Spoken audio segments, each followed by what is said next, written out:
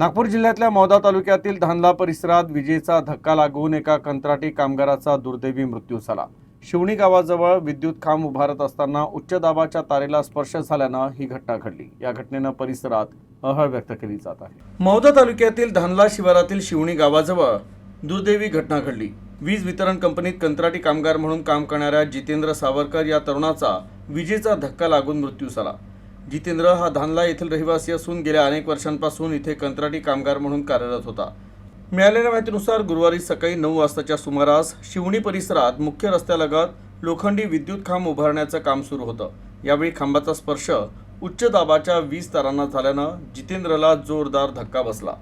घटनेनंतर सहकाऱ्यांनी तातडीनं त्याला धानला येथील प्राथमिक आरोग्य केंद्रात दाखल केलं, मात्र प्रकृती गंभीर असल्यानं त्याला मौदा इथं हलवण्यात आलं। तिथे डॉक्टरांनी त्याला मृत घोषित केलं। या प्रकरणी मौदा पोलिसांनी आकस्मिक मृत्यूची नोंद केली असून पुढील तपास सुरू आहे। तर या घटनेनं धानला गावात शोककळा पसरली आहे।